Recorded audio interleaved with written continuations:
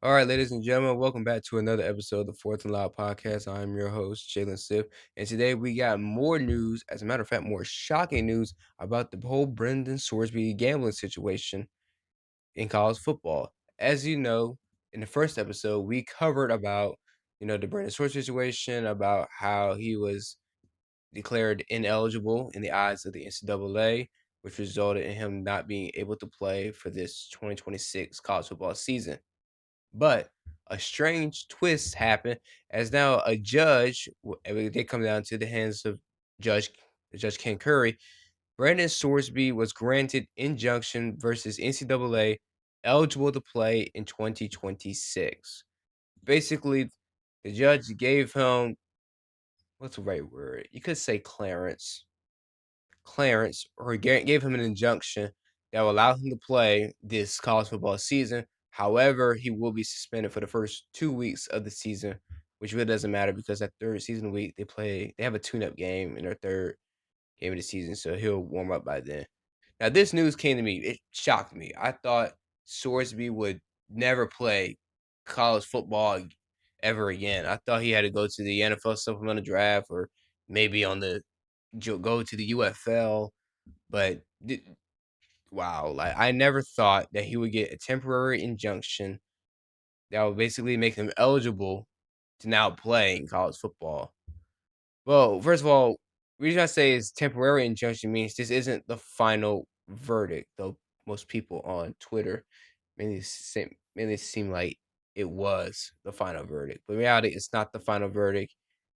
It will still have to come down. It will still have, come down until the verdict is settled. But for right now, Sorsby is eligible. So basically, Judge Kent Curry ruled that Sorsby's attorneys demonstrated he will suffer a probable imminent mm,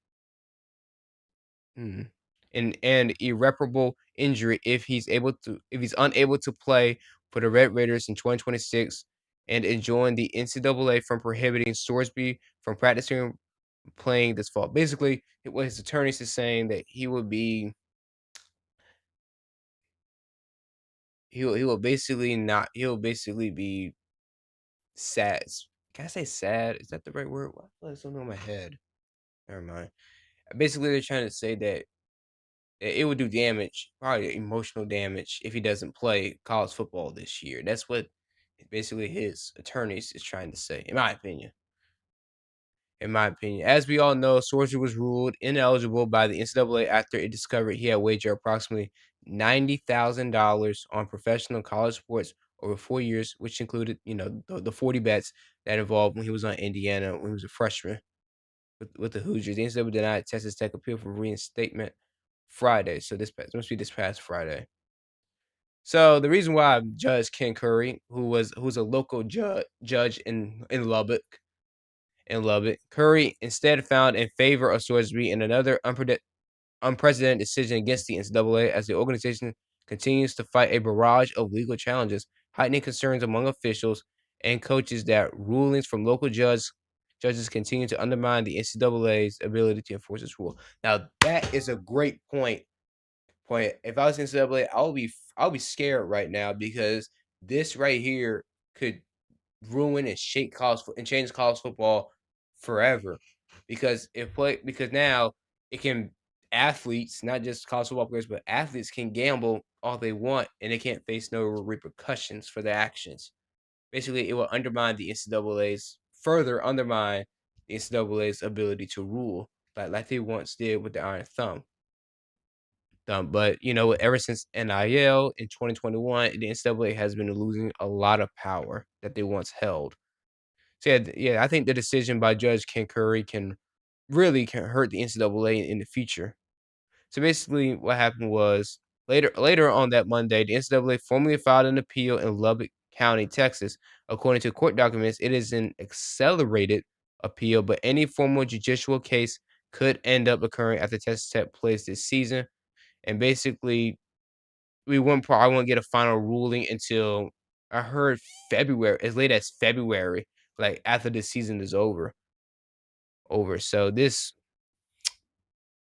is not good. This is not good. This is not good. It's not, in my opinion. This is not good for the NCAA. This is not good for college football. And I want to show y'all this on Twitter because or X, whatever you want to call it. I thought it was really interesting that someone pointed out. Basically, for those who don't know, this is Hunter Deckers. He was a former quarterback at Iowa State who also got caught in gambling. Gambling, I believe in 2020, it might have been 2024. It was 2024 or 2023. It was between those 2 years. See, Hunter Deckers, he placed 366 bets and wagered about $2,800. Only one bet involved Iowa State football, the team that he played for at the time. He lost the entire season, like his whole other season. Basically, his NCAA eligibility was gone forever, and his career was over. But Sorsby placed, as we know, he placed 2,900 bets. He wagered 90K, 40 bets involving Indiana football when he was on the team, and he's currently eligible at the court injunction. Sorsby placed 8 times the amount of bets. That is correct. About 8 times more bets, and wagered 32 times more money than Deckers. But Deckers lost his eligibility forever, and Sorsby keeps his. It basically keeps his for next year, and it's truly sad that Deckers lost his career. Sure, he may not have been the best quarterback for ISU or for the Cyclones, but it's just to think about it. It's unfair that Sorsby can get away with this, but Deckers lost his career forever. Now, there's also other news right now involving Texas Tech, not just Sorsby, but Texas Tech. Hold on, let me look this up right here. This is very important to include.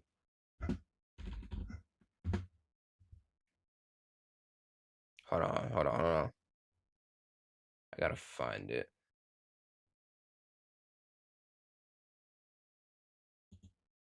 Hold on, let me see. Hold on. Oh, I know the perfect title.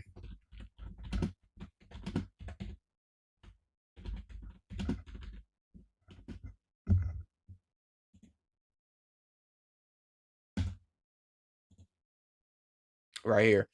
Right here. This is also what I want to. Oh, I got ad breaker. That sucks. Hold on, I'm gonna use Yahoo. I think Yahoo will allow me. So basically, there are a lot of teams in college football right now that basically don't want to play Texas Tech after this ruling came out, especially teams from the Big 12 and surprisingly, the SEC, yes, the Southeastern Conference, don't want to play Texas Tech at all. So basically, there's been a lot of outrage. As I say, there's been tons of outrage over this decision across the college football world. As there are several teams like Georgia, one SEC team stood up and basically said they were not, they're not want to, they never want to play Texas Tech, and that team being Georgia. Georgia Athletics basically said, based on recent developments, Georgia Athletics will not schedule future contests against Texas Tech until further notice. Basically, they're not playing in football, basketball, baseball, soccer, volleyball, golf, wrestling, whatever. And as of Georgia, they're not playing them no more. And also, the ACC's commissioner, Jim Phillips, told ESPN the ruling represents a horrendous pattern that is eroding the integrity of our progress. The Big Ten, on the other hand, is expected to hold conversations about a possible league-wide mandate to not schedule Texas Tech in any sports during the regular season. Even schools in the Big 12, the same conference as Texas Tech, they ain't playing them either. TCU athletic director Mike Buddy and Kansas State athletic director Gene Taylor both told ESPN that there has been talk of refusing to play games against Texas Tech. We anticipate having conversations surrounding it. We're all anticipating it, but this has not been formally discussed. So basically, while it hasn't been formally discussed, teams across the SEC, well, mainly just Georgia, the Big 10 teams, and even the Big 12, the same conference as Texas Tech, are not considering playing the Red Raiders at all over this ruling. And that could really shake up a program like Texas Tech. It really could shake up their schedule. As the Big 12, I believe, as of yesterday, came together and going to have a meeting about about the whole situation going down in Lubbock. So basically, right here it says on the co-pilot. I know I mentioned, but it's from Yahoo. Basically, the Big 12 conference recently. Okay, they had a convention. Basically, its executive board to discuss whether to sanction Texas Tech for playing quarterback Brendan Sorsby, who NCAA's eligibility was recently restored by a Texas court after he admitted to placing thousands. Yeah, we know this. We all know this. So basically, Texas Attorney General Ken Paxton warned the Big 12 Athletic Conference against taking legal action against Texas Tech. That he's basically he sent a letter to the Big 12 Conference on Thursday that reportedly warned any action against Texas Tech could violate state and federal antitrust and would expose the conference to substantial liability. Basically, the letter questioned should the Big 12 seek to sanction Texas Tech for acting consistent with the order. Texas Tech will pursue all legal avenues to protect its interests, which they have done. They have backed up Storsby after the ruling, despite everyone in the college football world, hating them. But hey, what are you gonna do? You're the university. You're supposed to protect your quarterback. But it's basically the Big 12 is thinking about having a convention of sorts to fix this whole situation and hopefully find a solution. I hope they find a solution by the at least during the summer. If not, then it's gonna be really interesting to see how it all plays out. But hold on, I have to come back to ESPN. Another funny thing happened when I was scrolling on Instagram. Someone pointed out on how now Texas Tech is the most hated team in college football right now. When at that time before this whole scandal popped up, the most hated team going to the season was gonna be LSU because what Lane Kiffin did to Ole Miss, the way he left Ole Miss, it was just it was hard to watch, and I can't believe this happened in my lifetime because the year before I was born, I believe in 2000. Well, no, not before I was born. Hold on, let me look up. Hold on, when did Lane Kiffin leave Tennessee? Oh, no, it wasn't in my life. So for the second time in my lifetime, Kiffin left a program high and dry, out and about for another school. Basically, the first time it happened, even though definitely don't remember, I was only a few months old when it happened, was when he left Tennessee for USC. The response that Knoxville had over that, it was wild. It was pandemonium on campus. Many students protested. Kiffin couldn't leave the university until 4 in the morning. That's how bad it was. And then during this past season, when he left for Ole Miss for LSU, despite the fact that Ole Miss was a playoff team as they made the playoffs, and they were one good defensive stop against Miami for making the national title against Indiana, he left them for LSU, who just fired Brian Kelly. Yeah, but unlike Tennessee, that he hauled right to the private space of the airport to leave for Baton Rouge as Ole Miss fans, booed him. Some flipped him off with the bird. It was an ugly scene. I just can't believe that he would leave a playoff team for LSU. All I'm gonna say is for Kiffin that if he doesn't lead LSU to a national championship within, or at least a playoff appearance within 5 years, he's gonna get fired, and a lot of people's gonna and he's gonna get LSU and Lane Kiffin are gonna get clowned for on. They're gonna get clowned on for the decision, just like how the Tigers were during the whole Brian Kelly fiasco. I mean, that's what happened with the whole buyout, hit the whole fan base turning on him, especially after the Texas A&M game where they got blown out.